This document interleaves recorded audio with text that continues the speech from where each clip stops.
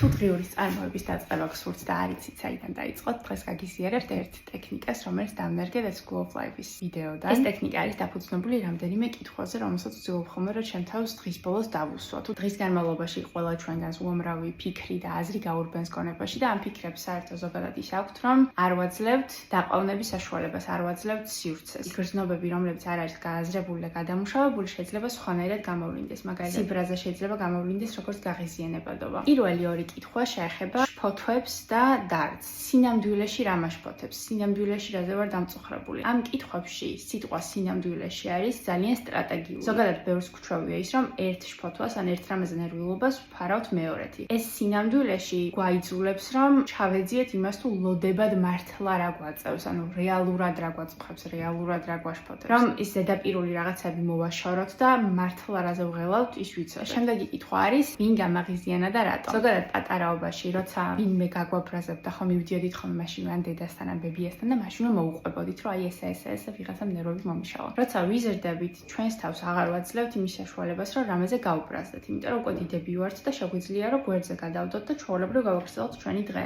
მაგრამ როცა არ ვაძლევთ თავს იმის უფლებას, რომ გავიაზროთ და უბრალოდ შევნიშნოთ, რომ აი ამაზე გავღიზიანით, სივრცე მივცეთ ამ ბრაზს, გადავდოთ გვერდზე და გავაგრძელოთ ცხოვრება. ყველა უბრაზდებით, ყველა ვწუხართ რაღაცაზე, მაგრამ თუ არ მივეცით თავს იმის საშუალება, რომ გამოვხატოთ ეს სიბრაზე, მაშინ შეიძლება დაგროვდეს და მერე გამოვლინდეს ბევრად უფრო უარესად. შემდეგი კითხვა არის ჩვენს სხეულზე. შეგიძლიათ რომ ცოტა ხანი დასხდეთ, სხეული დაასკანეროთ, თავიდან დაწყებული, ფეხის თითებით დამთავრებული და შენიშნოთ თუ რამე გაწუხებთ, იმიტომ რომ ძალიან ბევრი გრძნობა ხანდახან სხეულის ნაწილებში გროვდება. მაგალითად, როცა გაბრაზებული ხართ ან როცა გაშფოთებთ, შებოჭილია სხეული და შეიძლება ზურგი გტკიოდეთ, ან რაღაც ადგილებში იმალებოდეს, მოკლედ ეს თქვენი გადაუმუშავებელი გრძნობები. ჩემს სხეულს დღეს რა სურს არ ვიცი, მაგრამ წელი მტკივა. და ბოლო ჩემი საყვარელი კითხვა არის სირთულეების მიუხედავად რა არის მშვენიერი. ეს კითხვა უფრო მადლიერებას შეეხება და მაიძულებს ხოლმე დავაფასო ის პატარა ყოველდღიური რაღაცები, რასაც ყურადღებას შეიძლება არ ვაქცევდეთ. მაგალითად, შეიძლება იყოს ის, რომ ჩემი საყვარელი ყავა გავიმზადე დილით და იყო უგემრიელესი.